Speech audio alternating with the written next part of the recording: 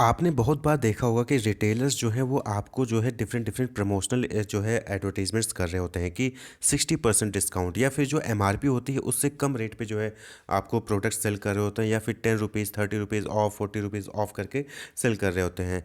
तो ये जो स्ट्रेटजी होती है उनकी प्रोडक्ट को सेल करने की उसी को कहते हैं मार्कडाउन प्राइसिंग।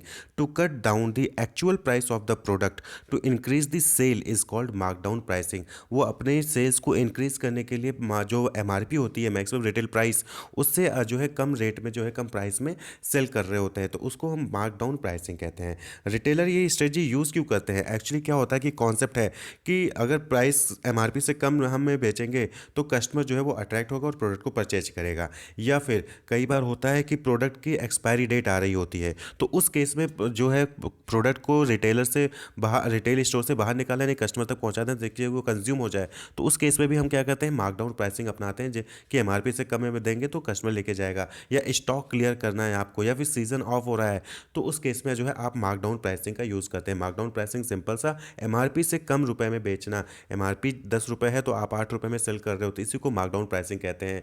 लेकिन यहाँ पे याद रखिएगा कि मार्कडाउन प्राइसिंग का मतलब ये नहीं हुआ कि कंपनी लॉस में जा रही है। तो retailer use this strategy because people tend to buy more even when they don't need when there is a drop in the price of product. तो ये ऑब्वियसली टेंडेंसी होती है, आप लोगों ने देखा होगा कि कहीं पे ऑफर चल रहा है तो आपको ज़रूरत नहीं है लेकिन फिर भी ऑफर चल रहा है तो चलो यार खरीद लेते हैं, काम ही आएगा।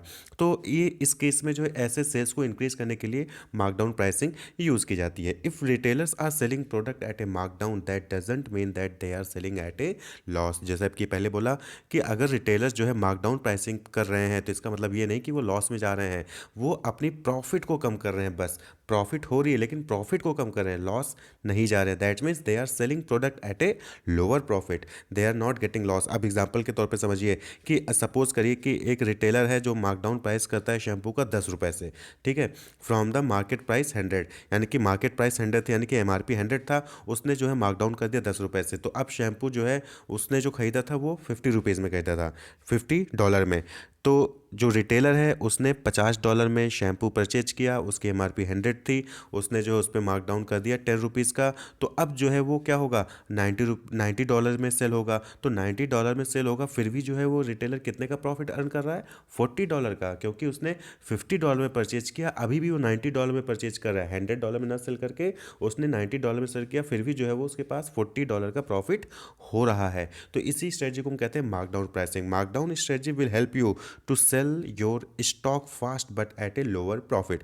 तो मार्कडाउन प्राइसिंग से क्या होता है कि आपका स्टॉक तो जल्दी क्लियर होगा लेकिन लोअर प्रॉफिट पे होगा। Markdown the price only if the product has remained in the store for a long period of time. तो यानी नॉर्मली हम जब मार्कडाउन प्राइसिंग का यूज़ कब करते हैं, तभी करते हैं जब आपका प्रोडक्ट आपके स्टोर में काफ़ी दिनों से रखा हुआ है और वो सेल नहीं हो रहा है। तो इस केस में जो है आप उस पर डिस्काउंट देकर आप क्या करते हैं, उस पर जो है उसके प्राइस को कम करके आप जो है उसको सेल करने की कोशिश करते हैं। तो इसी को मार्कडाउन प्राइसिंग करते हैं। तो इसको कैलकुलेट कैसे करते हैं, आप सपोज करें कि एग्जाम्पल लेते हैं, a wallet was originally priced at $49.99 and was reduced by 30%, find the markdown and the sale price. यानी कि एक वैलेट था जिसका ओरिजिनल प्राइस था यानी कि एमआरपी था $49.99।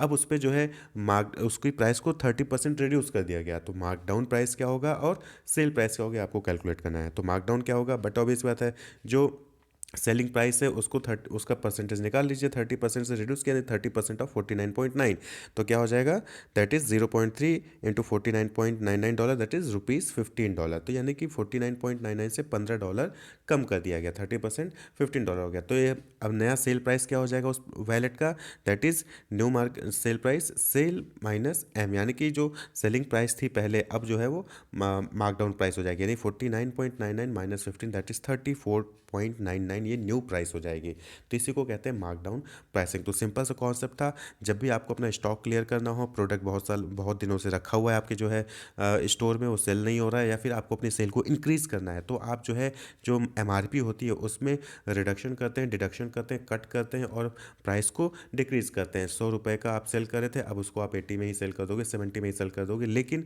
आपको कहीं ना कहीं प्रॉफिट हो रहा होता है। हाँ, प्रॉफिट आपका कम हो जाता है लेकिन आपकी सेल इंक्रीज़ हो जाती है। तो सेल को इंक्रीज़ करने के लिए हम मार्कडाउन प्राइसिंग करते हैं, स्टॉक को क्लियर करने के लिए हम मार्कडाउन प्राइसिंग करते हैं, या एक्सपायरी होने वाली है, कुछ दिनों में एक्सपायर हो जाएगा, प्रोडक्ट बेकार हो जाएगा, तो हम उसको स्टॉक क्लियर करने के लिए मार्कडाउन प्राइसिंग का यूज़ करते हैं। Wish you all the best, keep watching.